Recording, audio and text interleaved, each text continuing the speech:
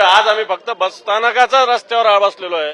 येणाऱ्या काळात मुख्य रस्त्यावर बसू, चक्काजाम करू आणि या सरकारला भाडेवाढ रद्द करायला भाग पडू. उद्या राज्यभरात हे आंदोलन असणार आहे का? बिलकुल. आज मराठवाड्यात आहे, उद्या राज्यभरात हेच आंदोलन होणार आहे. आज मराठवाड्याने याच्यात पुढाकार घेतलेला आहे आणि उद्या राज्यभरात हे आंदोलन माननीय पक्षप्रमुख उद्धवजी ठाकरे साहेबांनी जाहीर केलेलं आहे. भाडेवाढ कमी होण्यासंदर्भात काही भूमिका पत्र वगैरे देणार आहात का? काही मागणी आहे का? अन्यायकारक का वाटते 15%? हे पहा, 15% भाववाढ भाडेवाढ ही अतिशय एकाच फटक्यात 15% भाडेवाढ कधी होत नसते. 2-5% पण एसटी सांगते ना प्रॉफिटमध्ये. आज बाकीच्या ठिकाणी द्यायला सरकार वेगळ्या ठिकाणी वाटतंय, वेगळ्या पद्धतीनं प्रलोभनं दाखवतोय आणि मग एसटीसाठी का सर्वसामान्य माणूसच एसटीनं प्रवास करतो ना. याच्यात काय मोठे उद्योजक प्रवास करतात, मोठे अधिकारी प्रवास करतात, सर्वसामान्य माणूस या एसटीनं प्रवास करतो आणि म्हणून त्याला भाडेवाढ त्याला सोसणारी नाहीये आणि म्हणून ही भाडेवाढ रद्द केली पाहिजे. आज बाकीच्या योजना, बाकीचा वायफळ खर्च तुम्ही करताय, जाहिरातीवर खर्च करताय, वेगवेगळ्या ठिकाणी खर्च करता. मला असं वाटतं एसटीची भाडेवाढ रद्द करणं हे योग्य होईल, नाही तर ही सर्वसामान्य प्रवाशावर अन्याय. दुसरा यातला मुद्दा हे पहा, हेच मी माननीय परिवहन मंत्र्यांचं वक्तव्य ऐकलं की त्यांनी सांगितलं की मलाच माहिती नाही भाडेवाढ कोणी केली.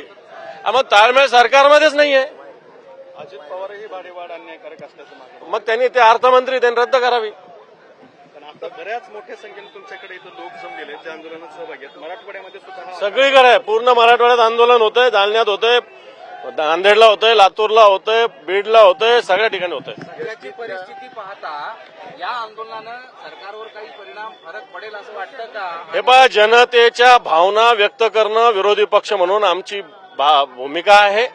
आम्ही ती व्यक्त करतोय. जनतेसाठी आमचा लढा आहे.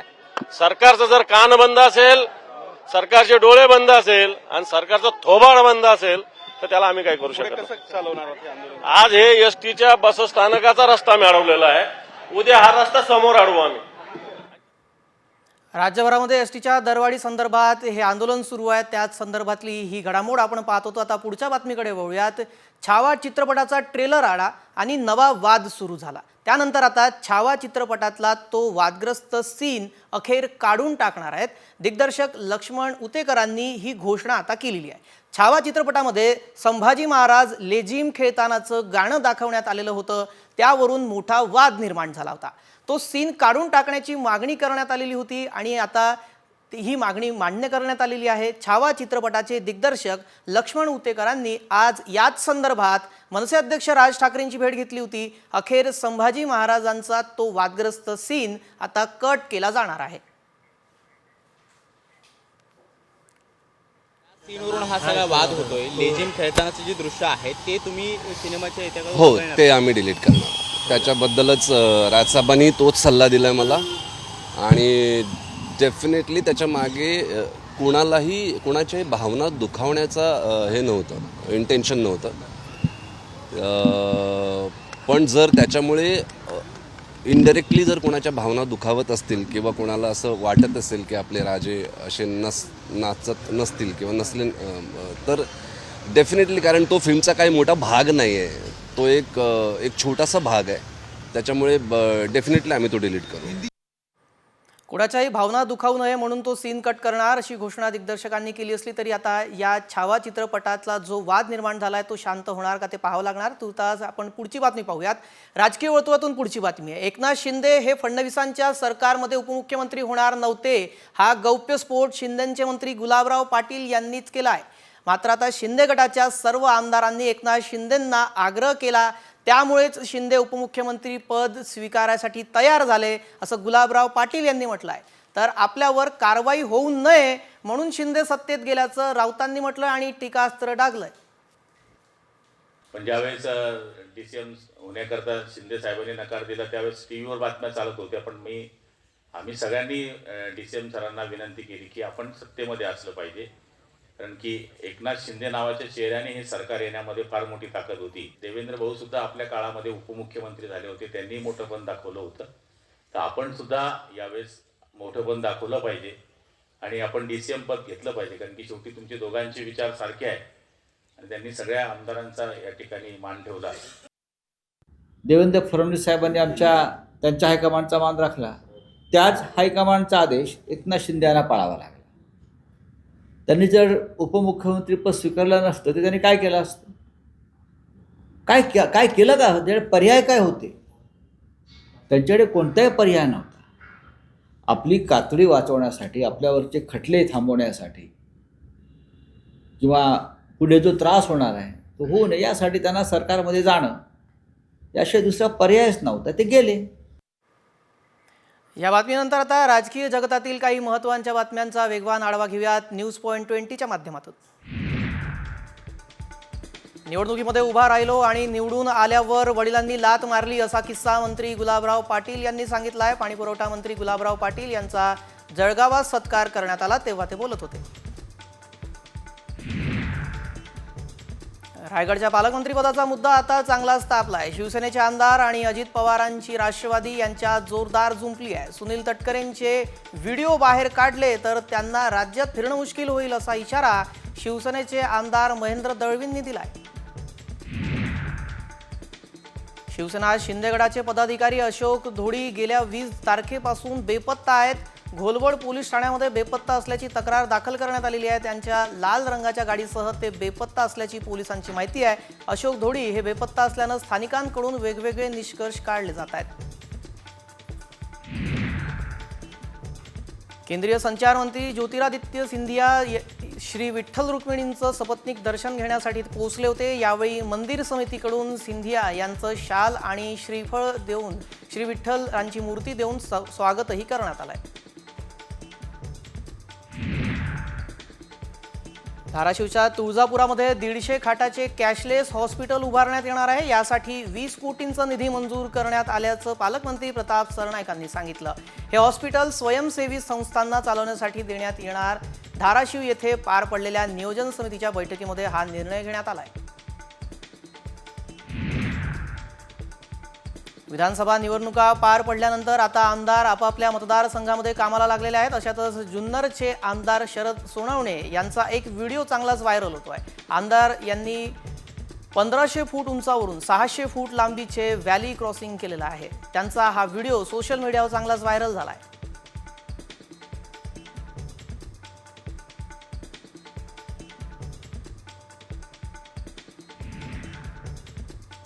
नाशकात होत असलेल्या रणजी ट्रॉफी 2024-2025 या स्पर्धेमध्ये रविवारी ऋतुराज गायकवाडच्या नेतृत्वामध्ये महाराष्ट्र संघानं दणदणीत विजय मिळवला. महाराष्ट्राने कृणाल पांड्याच्या नेतृत्वात खेळणाऱ्या बडोदा संघाला तब्बल 439 धावांनी पराभव केला. महाराष्ट्राचा हा 6 सामन्यातील दुसरा विजय आहे.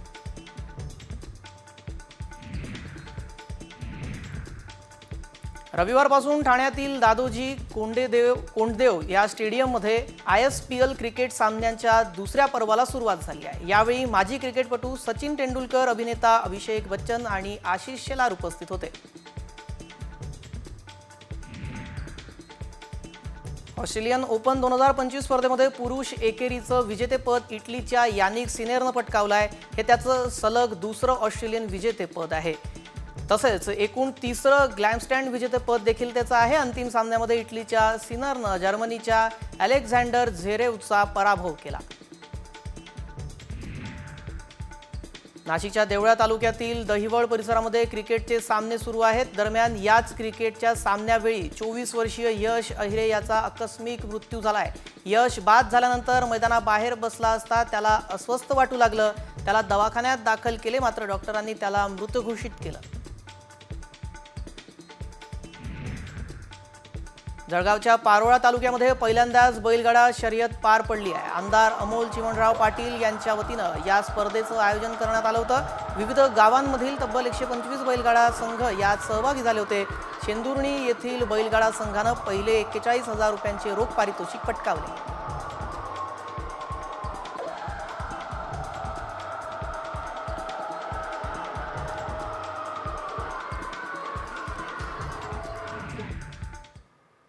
पुढची बातमी पाहूया. 13 मजल्याच्या इमारतीच्या 3ऱ्या मजल्यावरून 2 वर्षाचा चिमुरडा खाली पडला. सुदैवानं एका तरुणानं स्वतःच्या जीवाची पर्वा न करता चिमुरड्याला वाचवण्यासाठी झेप घेतली आणि त्या चिमुरड्याला वाचवलं सुद्धा. डोंबिवलीतील ही थरारक घटना CCTVत कैद झालेली आहे. डोंबिवलीतील देवीचा पाडा परिसरामध्ये ही घटना घडलेली आहे. भावेश म्हात्रे असं या चिमुरड्याचं नाव आहे आणि त्याचा जीव वाचवणाऱ्या या धाडसी तरुणाचं नाव भावेश असल्याचं समजतंय आणि त्याचं आता सर्वत्र कौतुकही केलं जात आहे. डोंबिवलीमध्ये एका सोसायटीमध्ये ही घटना घडली आहे. त्या बिल्डिंग मध्ये माझ्या मित्राकडे जात असताना मी वरनं खाली आलो आणि खालनं येताना 2-3 लोक जात असताना तिकडनं वरनं आवाज आला बिल्डिंग मधला. तर दुसऱ्या माळ्यावरनं तो मुलगा पडत असताना मी त्याला वाचवायला गेलो. मी तिकडनं माझी जीवाची पर्वा न करता मी तिकडे जात त्याला बघितलं. मी समोरच्या माणसानं धक्का मारला, माझ्या हातावर पडला, हातावरनं माझ्या पायावर पडून तो खाली. आता तो व्यवस्थित आहे, तो घरी आहे, एकदम ओके आहे. लाडकी बहीण योजनेवरून देशातली सर्वात मोठी सरकारी बँक असलेल्या SBIने मोठा इशारा दिलेला आहे. महाराष्ट्रात लाडकी बहीण योजना राबवल्यामुळे सरकारवर आर्थिक ताण आलाय, त्याचा परिणाम आगामी बजेटमध्ये दिसू शकतो असा इशारा SBIने दिलाय. नंदुरबार शहरामध्ये गेल्या वर्षभरात 51,000 बेशिस्त वाहनधारकांवर कारवाई करण्यात आलेली आहे. यात 62 लाखांची वसुली करण्यात आलेली आहे. शहरात वाहतुकीची समस्या वाढत असल्यामुळे बेशिस्त वाहनधारकांवर कारवाई करण्यात आली आहे. यात शहरातील 51,000 वाहनधारकांवर ही कारवाई झाली आहे. पुणे महापालिकेचे कमला नेहरू रुग्णालय GB सिंड्रोमचा सामना करण्यासाठी सज्ज झालेलं आहे. पालिकेच्या या रुग्णालयामध्ये GB सिंड्रोमच्या रुग्णांवर मोफत उपचार होणार आहेत. पुण्यात धायरी आणि सिंहगड रोड परिसरामध्ये वाहतूक कोंडीच्या निषेधार्थ 1 दिवसीय अन्नत्याग आंदोलन करण्यात आलं. रखडलेला DP रस्ता, वाहतूक नियंत्रित करण्यासाठी नसणारे पुरेसे पोलीस, बंद सिग्नल, अर्धवट केलेले भूसंपादन, त्यामुळे या भागातील वाहतूक कोंडी ही नेहमीची समस्या बनलेली आहे. त्याच निषेधार्थ हे आंदोलन इथं करण्यात आलं. पूर्णवेळ पगार देता येत नसेल तर इच्छा मरणाची परवानगी द्या अशी मागणी पुण्यातील एका प्राध्यापकाच्या कुटुंबियांनी केलेली आहे. पुण्यातील विभागीय संचालक कार्यालयात त्यांनी बाहेर उपोषण सुरू केलंय. इथं मागणी जर पूर्ण झाली नाही तोपर्यंत उपोषण सोडणार नाही अशी भूमिका प्राध्यापकांनी घेतली आहे.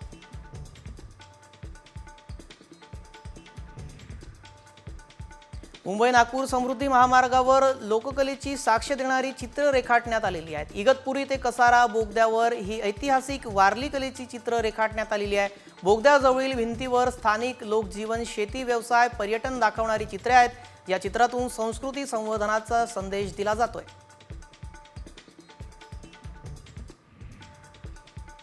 मुंबईकरांचा प्रवास आजपासून सुसाट होणार आहे, कारण कोस्टल रोड आता पूर्ण क्षमतेनं सुरू करण्यात आलेला आहे. कोस्टल रोड आणि वरळी वांद्रे सी लिंक जोडणाऱ्या या पुलाचं मुख्यमंत्र्यांच्या हस्ते काल लोकार्पण करण्यात आलं. तेव्हा आता मरीन ड्राईव्ह ते वांद्रे हा प्रवास फक्त 12 मिनिटांमध्ये होणार. समृद्धी महामार्ग हा एक्सेस कंट्रोल म्हणून तयार करण्यात आलेला आहे. महामार्गावर कुठेही वाहने थांबविण्यास बंदी आहे. मात्र तरीही समृद्धी महामार्गावरील मेहकरजवळ वाहनांच्या लांबच लांब रांगा बघायला मिळत आहेत, कारण इथं महामार्गावर अवैधरित्या दारू विक्री होते, त्यामुळे इथं वाहनं थांबल्याचं दिसून येतंय आणि आता अपघाताचा धोकाही वाढलाय. मुंबई पुणे एक्सप्रेस हायवेवर आज पुन्हा ब्लॉक घेण्यात आलेला आहे. पुलाचा गर्डर बसवण्याचं काम इथं केलं जाणार आहे, त्यामुळे वाहतुकीत बदल केला जाणार आहे. मुंबईकडून पुण्याकडे येणाऱ्या लेनवर हे काम दुपारी 12 ते 3 या वेळेत करण्यात येणार आहे. या दरम्यान मुंबईकडून पुण्याकडे येणारी वाहतूक ही लोणावळ्यातल्या कुसगाव इथून जुन्या मुंबई पुणे महामार्गावरून वळवण्यात आली आहे. यवतमाळमध्ये भरधाव वेगात असलेल्या स्कूटरनं अचानक पेट घेतला. यात हे स्कूटर जळून खाक झाली आहे. दरम्यान स्कूटर चालकानं अग्निशमन दलाला दूरध्वनीवरून माहिती दिली. अग्निशमन दलानं तात्काळ घटनास्थळी दाखल होऊन दुचाकीला लागलेली आग आटोक्यात आणली आहे.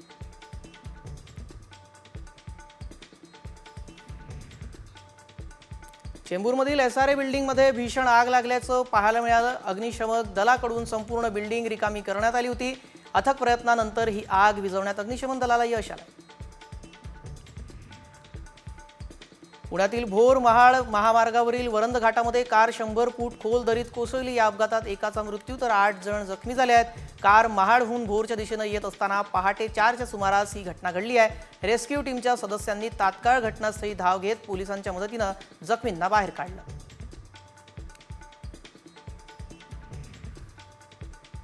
राजगुरुनगर शहरामध्ये कापड दुकानामध्ये ऑफरसाठी महिलांची सकाळपासून तुंबळ गर्दी पाहायला मिळाली. 26 जानेवारी निमित्त महिलांसाठी 1 रुपयामध्ये 1 ड्रेस स्कीम लावण्यात आली होती.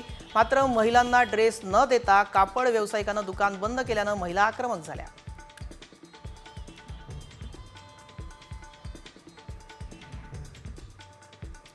नवी मुंबईकर असलेले प्रसिद्ध सुलेखनकार अच्युत पालव यांना प्रतिष्ठित पद्मश्री या राष्ट्रीय पुरस्कारानं सन्मानित करण्यात आलाय. अच्युत पालव यांनी कला क्षेत्रात विशेषतः सुलेखनमध्ये देशासह विदेशातही उल्लेखनीय कार्य केलंय.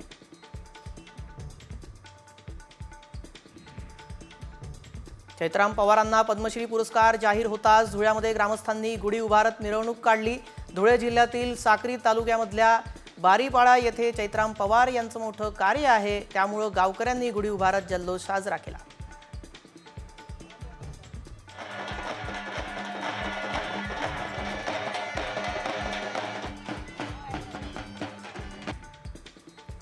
BMWने भारतामध्ये 2 कार लॉन्च केलेल्या आहेत. X3 आणि इलेक्ट्रिक iX1 LWB 2 व्हेरियंटमध्ये असलेल्या X1 ची किंमत ही 49 लाख रुपये तर X3 व्हेरियंटची किंमत 75,80,000 इतकी आहे. BMW या इलेक्ट्रिक व्हेकल नंतर लवकरच LWB SUV लॉन्च करू शकतो.